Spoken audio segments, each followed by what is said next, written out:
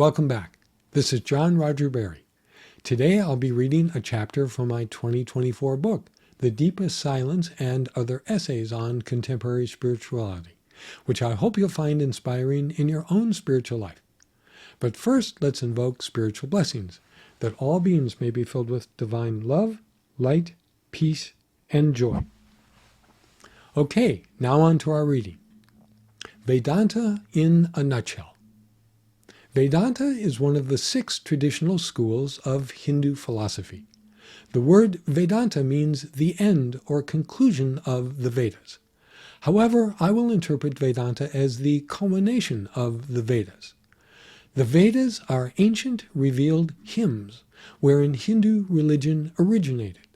They contain writings known as the Upanishads, which hold the kernels of Vedanta philosophy.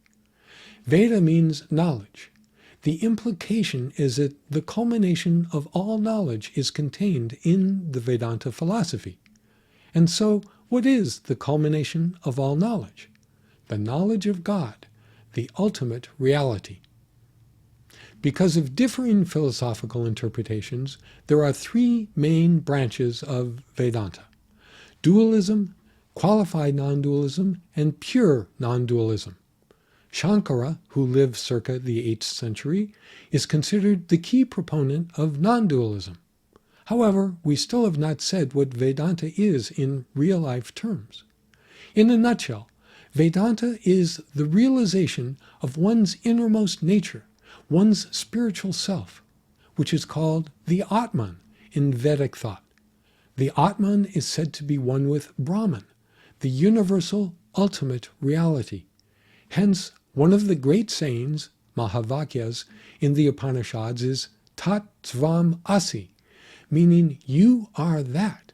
That is, your innermost spiritual essence is the same as the ultimate reality.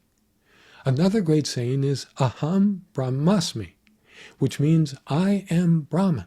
That is, our real I, our spiritual self, not our superficial ego, is identical with the ultimate reality. All this is fairly heady stuff. So, on a practical level, how does one realize these truths? By diligently practicing one of the yogas or paths to union with God. There are 4 principal yogas that are geared toward one's temperament. Bhakti, for devotion-oriented aspirants. Jnana, for intellectual-oriented aspirants. Karma, for activity-oriented aspirants. And Raja, for meditation-oriented aspirants, as well as many minor ones. However, a person can combine all 4 yogas into one grand synthesis by applying them in all aspects of their life. By the way, Hatha Yoga postures are a subset of Raja Yoga and are not in and of themselves considered a pathway to God. Okay, so let's get to the nuts and bolts of Vedanta. Through dedicated spiritual practice, a person can transform themselves so they experience non-duality.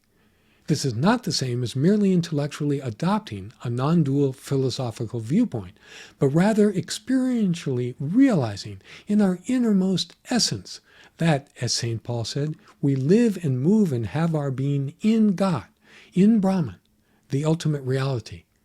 This is the core of Vedanta.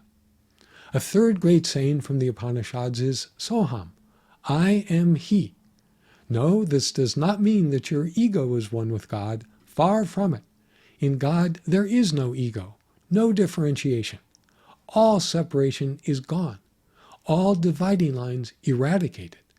Enlightened saints relate that they experience a vast ocean of oneness, forever blissful and filled with infinite peace.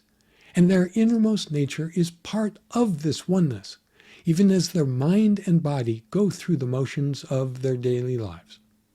This is Vedanta in a nutshell. We too can experience this searing realization, which is the culmination of all knowledge. We'll be back with more readings. Until next time, be well, keep up your spiritual practices, and always radiate joy.